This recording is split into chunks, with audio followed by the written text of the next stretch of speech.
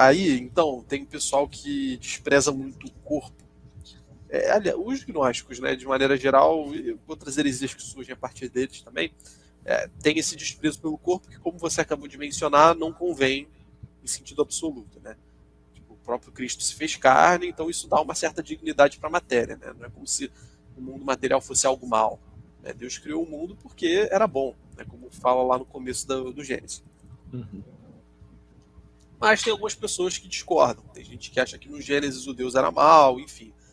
E isso, inclusive, vai ser o tema do quarto livro, né? Sobre essa continuidade entre o Antigo e o Novo Testamento e explicando essas diferenças. Uhum. Mas então tem gente que acha que o mundo é mau, feito de matéria, tem essa natureza inferior e por isso o mundo a gente deve desprezá-lo completamente, a ponto de, como ele diz aqui, alguns chegarem a tal ponto de temeridade que desprezam até os mártires e condenam os que morrem por ter confessado o Senhor. Que suportam tudo que foi predito pelo Senhor e procuram imitar-lhe a paixão, tornando-se testemunhas do Cristo paciente. Então eles não veem nada demais assim, o cara ter abrido mão da vida dele, enfim. Não, normal, né? Você dá a própria vida, de boa. Não, desprezam totalmente, falam que isso não deve ser feito, etc, etc. Aí, vem um negócio que eu achei lindo, assim. Cara, tem muita coisa muito legal hoje. Tipo, essa parte aqui foi quando eu olhei e falei, porra. Um dado momento eu comecei a economizar nos grifos, que eu falei, caramba, eu tô grifando muita coisa. Pois é, cara. Aí... é muita coisa boa. Esse é um trecho que vale a pena, pessoal. Quem não compra o livro da Patrística pelo link do Aldrin, pelo menos acha o PDF aí. Vai nesse trecho, que hoje tá muito bom. Esse trecho que tá aqui, ó. Tá passando agora. 3.17.1 até 3.25.7. Peraí. Pode continuar falando. Nesse livro, de Irineu de Lyon, nesse trecho aqui. Esse aí mesmo. Ó, vai chegar. Joga pra mim. Peguei. Oi, errei. Enfim. Aí ele falou um negócio muito legal aqui, porque beleza, quando eles fazem isso, eles estão dizendo que Cristo, estão ofendendo Cristo indiretamente.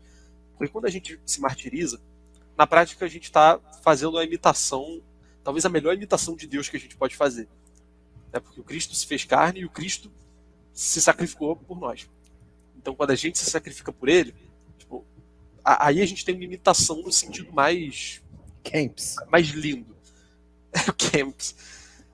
Aí a gente tem uma imitação, tipo, braba, uma imitação foda. E como eles rejeitam que o Cristo verdadeiro se encarnou e morreu de fato, como eles rejeitam o fato de que Deus tenha morrido,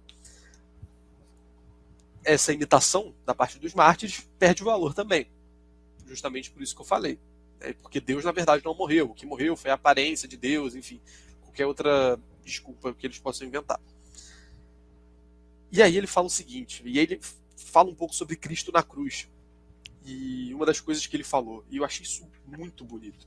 Eu poucas vezes tinha visto algum comentário a essa parte. Mas ele fala aqui. Quando Jesus fala, Pai, perdoa. Ah, tá. Isso, exatamente. Mesmo. Ele fala aqui das palavras que o Senhor disse na cruz. Pai, perdoa-lhes porque não sabem o que fazem. Passagem famosa. Se encontra em Lucas 23:34.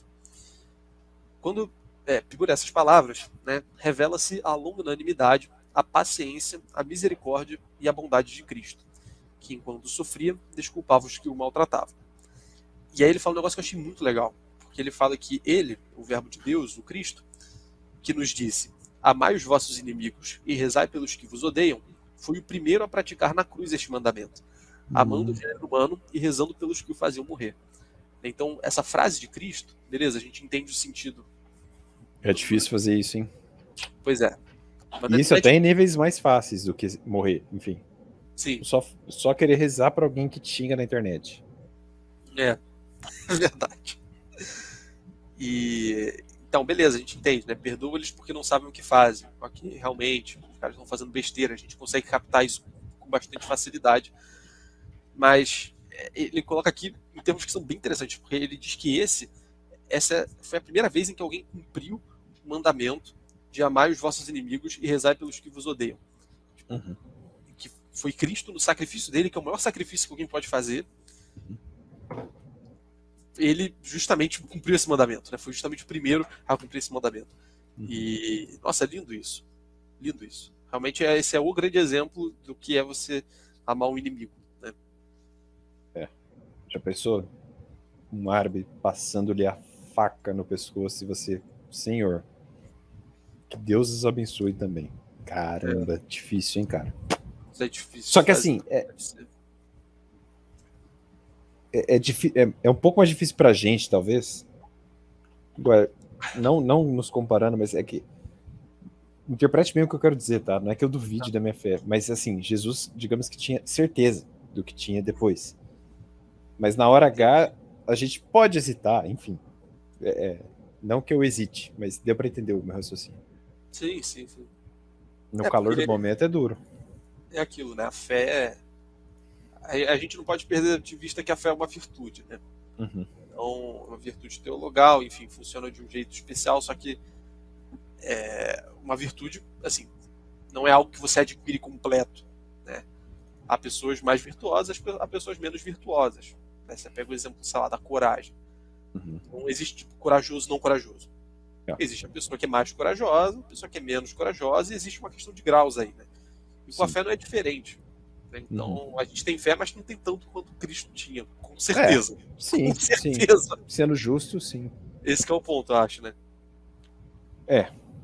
O que por um lado também mostra assim, Cristo não buscava uma misericórdia divina, obviamente. A gente pode buscar esse lado, tem essa, entre aspas, recompensa, né? Enfim.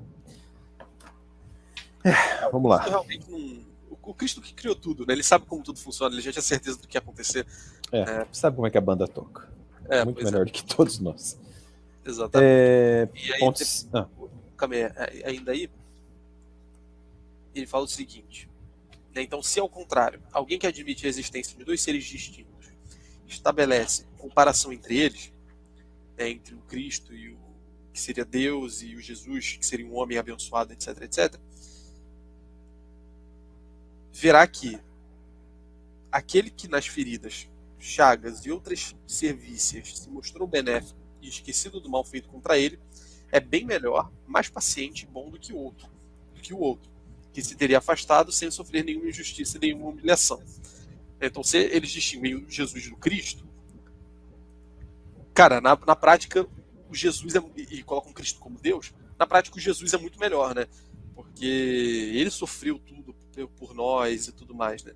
E o Cristo só ficou ali separado, né? Decidiu ficar no canto dele, só apareceu ali, abençoou Jesus na pomba e foi embora. Uhum. Né? Então, ainda assim, assumindo essa distinção entre os dois seres, parece que Jesus é muito melhor do que esse Deus, suposto Deus que eles estão concebendo. Né? Interessante. Muito bem colocado. Então interessante isso. Maneiro, né? Muito. Achei bem curioso. Esse trecho, aí pra mim já acabou 18.5, mas esse trecho de 18.5 é lindo. Foi incrível. Quando eu li isso aqui, eu falei, porra, hoje a live vai ser boa, hein, cara.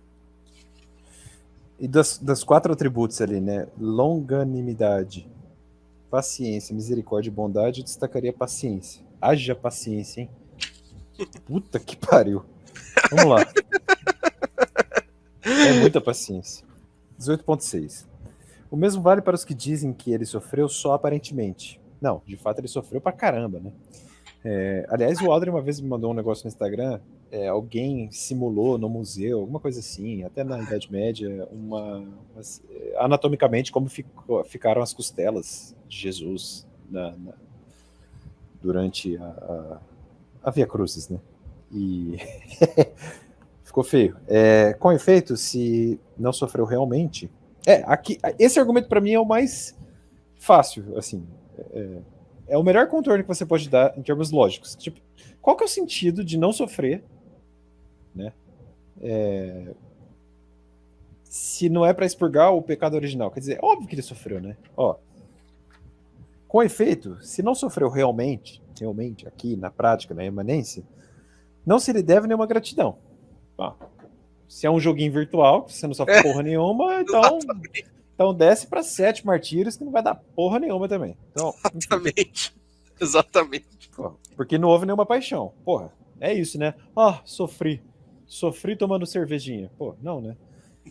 E quando nós teremos que sofrer realmente, nos parecerá impostor a aconselhar que se ofereça a outra face a quem nos esbofeteia, quando ele não foi capaz de sofrer isto primeiro. Quer dizer, se ele próprio não sofre, por qual sentido também sofreria num mundinho virtual, então, né? Seria até hipocrisia, né? Ele querer cobrar isso da gente se ele próprio não. Não, e Deus não seria hipócrita, pô, ele é perfeito. Exato, Então, exato. exato, é. E como enganou os homens de então, apresentando-se por aquilo que não era, engana também a nós, exortando-nos a suportar o que ele próprio não suportou. Exatamente isso. Uhum. Enfim, não Perfeito. faria o menor sentido, né? No menor sentido. É uma falsa empatia. Seria uma falsa empatia. Seria tipo, ao invés dele dar o exemplo, ele fingir que deu o exemplo e falar pra gente fazer que ele quer que a gente faça, né? Isso. Perfeito. A gente deve seguir o exemplo dele, só que se ele não sofreu de verdade, qual que é o sentido, né? O que a gente deve fazer então? E aí eu marquei também exatamente a frase depois dessa aí em que tu parou. Qual é a conclusão disso tudo? Que nós seríamos superiores ao mestre quando sofrermos e suportarmos o que ele não sofreu nem suportou. Então se a gente vai passar por uma coisa e superar essa coisa e sofrer essa coisa, que é algo que Deus não pôde sofrer, acaba que a gente é melhor do que ele, né? Nesse sentido de que a gente conseguiu passar por isso. Deus nem se arriscou, né? Deus nem se colocou nessa posição. Exatamente. Perfeito. Exatamente isso. Não, eu amei esse argumento também. É meio que... Enfim, eu vou entrar no videogame aqui que eu não vou sofrer. Só vou tomar dano e tchau. Nossa, grande salvação, não? Pois é. Até se você parar pra pensar, esse argumento que eles trazem, esses hereges aqui, é meio que uma tentativa escondida de menosprezar a atitude cristã, né? Também. Ou do próprio Deus. Os mártires. Não só os mártires, mas o próprio imitado, né? Meio que, ele não fez nada não, ele não sentiu dor. Para. Que Deus é esse que só barganha, né? Tipo, se a vida cristã é a imitação de Cristo, e se Cristo de verdade não fez nada e era tudo na aparência, acabou o sentido da coisa. Não faz sentido. Mais faz sentido. E aí tu vê as consequências disso nos gnósticos, né? Tu tinha aquela galera que pregava que você tinha de passar por todas as experiências possíveis, né? Tu tinha a galera falando. Ou seja, não há nada a ser imitado. Desculpa.